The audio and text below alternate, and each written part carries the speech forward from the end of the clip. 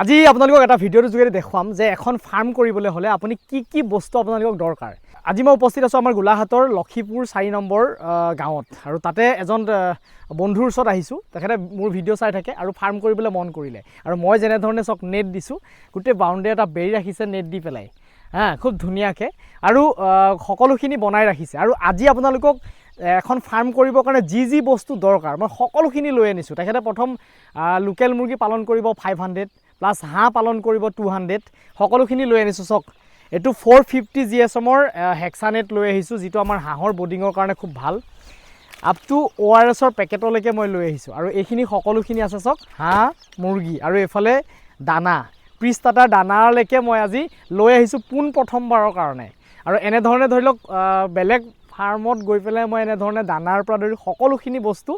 কেতিয়াও দিয়া নাই, আজি প্ৰথমবাৰৰ কাৰণে দিছোঁ। আৰু আপোনালোককো এই ভিডিঅ'টোৰ যোগেদি অকণমান দেখুৱাম যে এখন ফাৰ্ম ষ্টাৰ্ট কৰিবৰ কাৰণে কি বস্তু আপোনালোকক দৰকাৰ। কাৰণ এই যে বস্তাটো দেখিছে, ইয়াতে আমাৰ যিখিনি ফাৰ্মৰ সকলো মেডিচিনৰ পৰা ধৰি বাচনৰ পৰা ধৰি সকলোখিনি বস্তু এই বস্তাটোত সোমাই আছে। গতিকে আপোনালোকক ভিডিঅ'টো যোগেদি ডিটেইলছত অকণমান দেখুৱাব চেষ্টা কৰিম। আশা কৰিছোঁ ভিডিঅ'টোৰ পৰা কিবা নহয় কিবা এটা আপোনালোকে পজিটিভ পাব বুলি আশা কৰিছোঁ। ভিডিঅ'টো শেষলৈকে চাব আৰু বন্ধুবৰ্গৰ মাজত শ্বেয়াৰ কৰি দিবলৈ নাপাহৰিব। এইটো 5 কেজিৰ যিটো ফিডাৰ এইটো লৈ আহিছোঁ আৰু এইখিনি আপোনাৰ যিটো আধা লিটাৰৰ ডিংকাৰ পানী দিয়া বাচন আৰু ইয়াত এটা আধা লিটাৰৰ মই এটা দানা বাচন আনিছোঁ। খুব ধুনীয়া। চক এইটো আপোনাৰ এনেকুৱা, এইটো ধৰি লওক আধা লিটাৰৰ আহিছে। ইয়াতে আপুনি কি কৰিছে, গিলাচটোতো দানাটো ভৰাই এইটো দি দিলে আৰামছে ইয়াতে দানাটো ওলাই থাকে, যাতে এঠানি দানাটো নহয়। তাৰপাছত আপোনাৰ এই ডিংকাৰটো এইকাৰণেই সৰুতে মানে যিখিনি আপোনাৰ পোৱালি থাকে, নহ'লে সিহঁতি কি কৰে পানীটোত উঠি দিয়ে, পানীটো তিতি যাব পাৰে। গতিকে সেই কথাটোৰ কাৰণে এনেকুৱা ধৰণৰ ডিংকাৰ যদি আপুনি সৰুতে ব্যৱহাৰ কৰে, চক হাঁহ হওক বা মুৰ্গী হওক, দেখিছেনে ইয়াতে কোনো মানে উঠিব নোৱাৰে, ইয়াতে তিতিব নোৱাৰে, তাহাঁতি আৰামছে অকল খাবহে পাৰিব। এনেকুৱা ধৰণৰ পানী বাচন এইখিনি সৰুতে আপুনি ব্যৱহাৰ কৰা যায়। আৰু এইটো যেতিয়া আপোনাৰ ডাঙৰ হ'ব, এইটো 3 লিটাৰৰ এটা ডিংকাৰ এইটো লৈ অনা হৈছে এনেকুৱা ধৰণৰ। আৰু এইফালে ইয়াৰ সকলোখিনি আছে মেডিচিন লৈ আহিছোঁ ফাৰ্ম এখনৰ কাৰণে যি প্ৰয়োজন হয়। এইটো ষ্টেণ্ড আৰু এইটো নেট। চক পূৰা বৰ্ডিঙত দি দিয়াৰ লগে লগে ধুনীয়াকৈ দানা পানী খাবৰ কাৰণে ষ্টাৰ্ট কৰিছে। চক বুজিছেনে, ইয়াত যদি চক যদি ইয়াতে কি হয়, ডাঙৰ যদি পানী বাচন দিয়ে তেতিয়াহ'লে ইয়াত কমপ্লিট উঠি দিব। উঠি দিয়াৰ লগে লগে তিতি যাব। এতিয়া হাঁহটো উঠিব নোৱাৰে, দেখিছেনে, এতিয়া কোনো কাৰণত উঠিব নোৱাৰে, তাতে তিতি নাযায় তেতিয়া। আৰু যদি আপোনালোকে নেটত কৰে, মানে যিটো মই হেক্সানেট দেখুৱাইছোঁ, এই নেটত যদি আপোনালোকে কৰে তেতিয়া ইয়াতে পেপাৰ চেপাৰ কোনো মানে অংক নাই বা ফলিয়া কোনো অংক নাই। কিন্তু যিটো নেটৰ তলত ফলিয়া অলপ দি দিব, যাতে পানীটো ফলিয়াটোত পৰিব পাৰে, মানে পৰে, তেতিয়া গুণভাৱটো ইমান নাহে। ইহঁতি কেনেধৰণে খাইছে চক, সেইকাৰণে পানীটো মানে পৰি যায় তলত। কিন্তু তাৰ লোকেল মুৰ্গীটোৱে ছিষ্টেমটো ভাল। লোকেল মুৰ্গীয়ে আৰামছে দেখিছেনে এটা এটাকৈ খাব ঠোঁটৰ পৰা।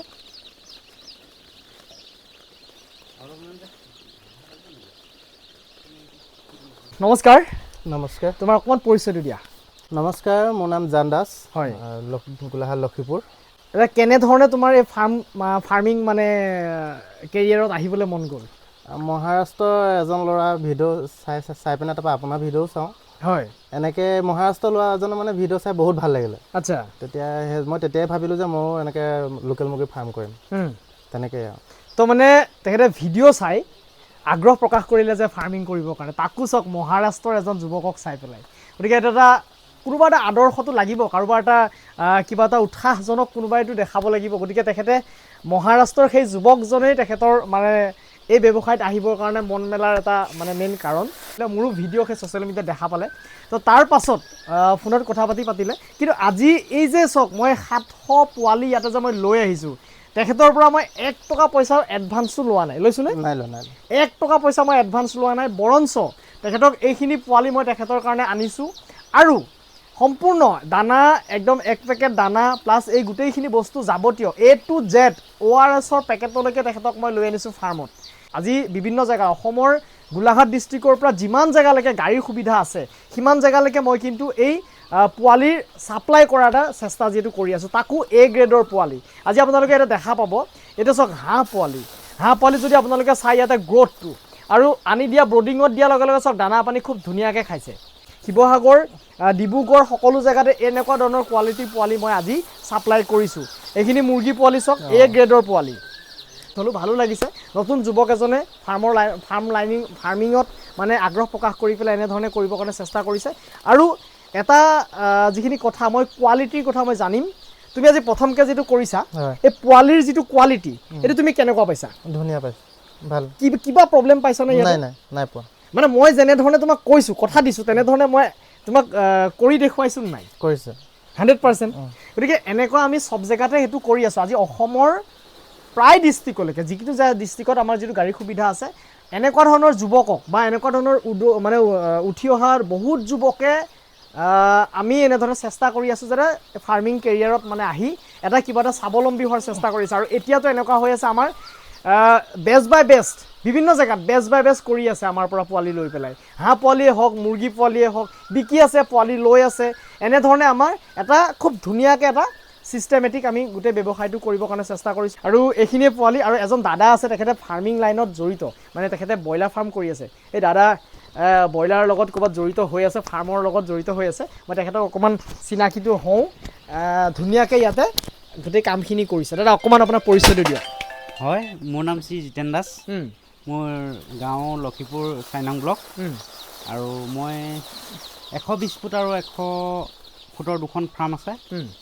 120 ফুটত প্ৰায় মোৰ 80-90 হাজাৰ টকা ইনকম হয় আৰু 80 ফুটখনৰ মোৰ 60,000 পৰা আপোনাৰ 40,000 ভিতৰত ইনকম হয় এটা আপোনাৰ ফাৰ্ম নিজৰ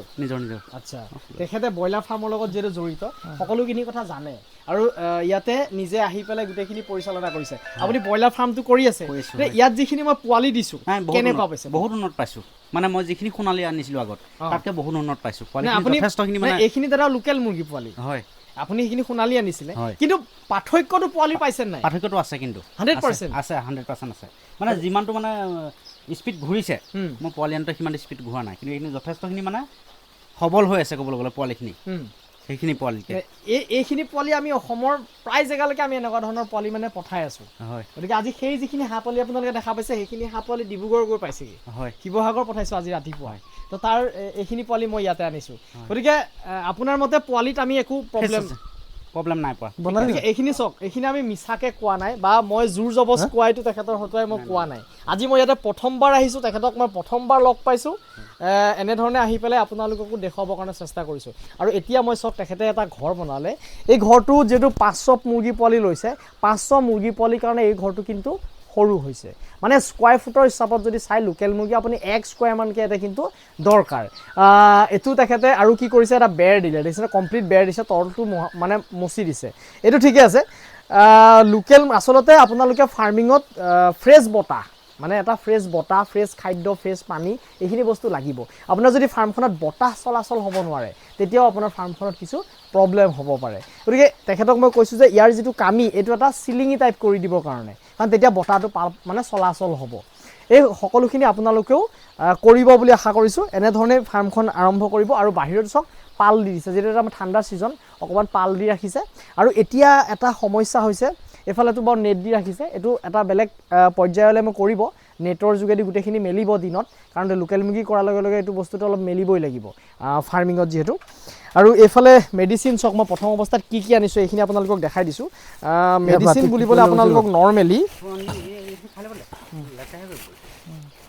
প্ৰথম এটা চাওক আপুনি লিগজেন আনিছোঁ এইটো দেখিছেনে এইটো এটা এণ্টিবায়'টিক পাউডাৰ হয় লিগজেন এইটো ধৰি লওক আপোনালোকৰ প্ৰথম ব্যৱহাৰ এণ্টিবায়'টিক